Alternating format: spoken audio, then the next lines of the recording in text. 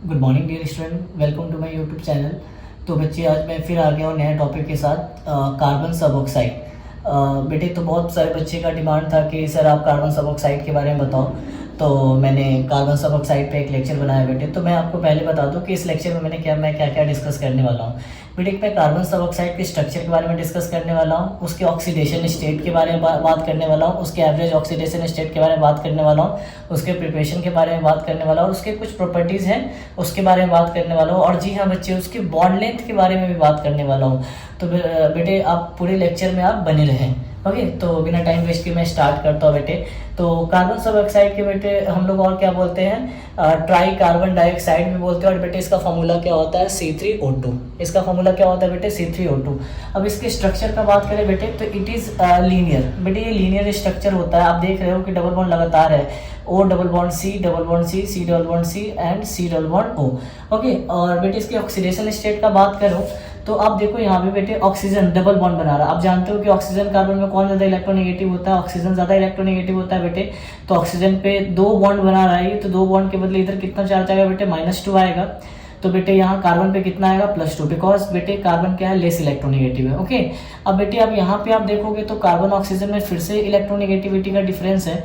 बेटे ऑक्सीजन कितना बॉन्ड बना रहा है, यहाँ पे कार्बन ऑक्सीजन 2 बॉन्ड बना रहा है। ओके, तो आप यहाँ पे देखोगे बेटे ऑक्सीजन पे कितना चार्ज आएगा, -2, क्योंकि 2 बॉन्ड बना रहा है। तो कार्बन पे कितने आ जाएंगे बेटे, +2। ओके, और बेटे अगर इस कार्बन का बात करें तो इस कार्बन पे अगर आप देखोगे बेटे तो इधर भी कार्बन है और इधर भी कार्बन है। तो बेटे इलेक्ट्रोनेगेटिविटी का कोई भी डिफरेंस नहीं है। तो इस कार्बन का बेटे ऑक्सीडेशन स्टेट क्या होगा, 0।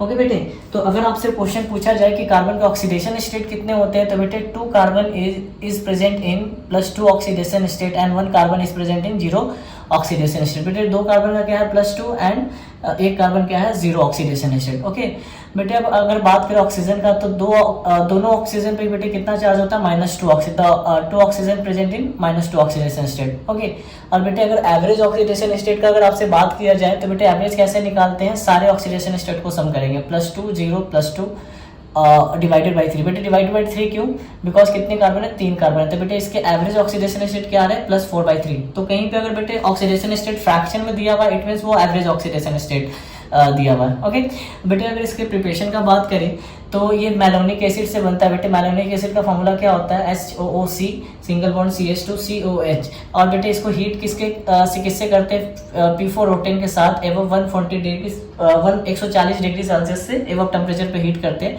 तो कार्बन सब ऑक्साइड का फॉर्मेशन होता है बेटे, और साथ में फॉस्फोरिक एसिड का भी क्या होता है, फॉर्मेशन होता है। तो बेटे मैलोनिक एसिड को आप फॉस्फोरस ऑक्साइड के साथ हीट करोगे तो कार्बन सब ऑक्साइड बनेगा और फॉस्फोरिक एसिड बनेगा। ओके बेटे, इसकी प्रॉपर्टी का बात करें तो ये लीनियर स्ट्रक्चर होता है।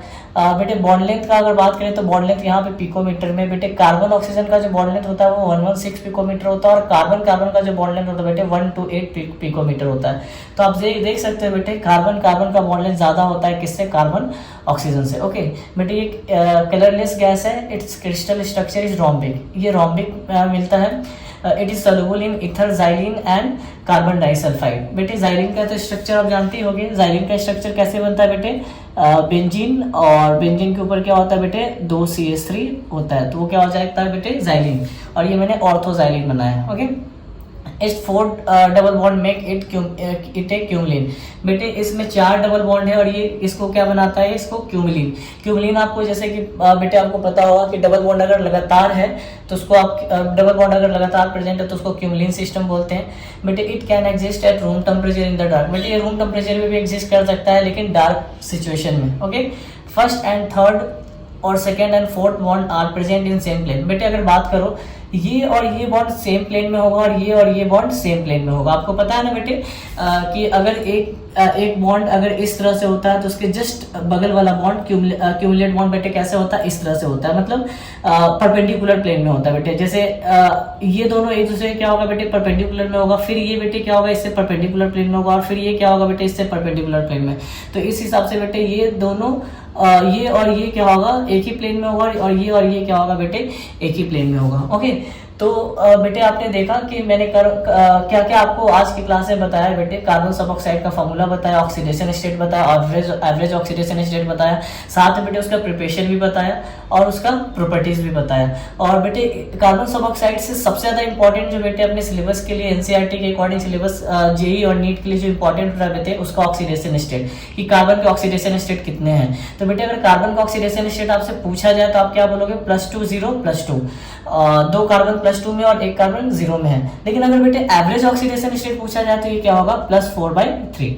ओके बेटे, तो होपफुली ये लेक्चर आपको समझ में आया होगा बेटे। अगर कोई भी डाउट है बेटे तो आप नीचे कमेंट करके बताओ। Okay, thank you so much.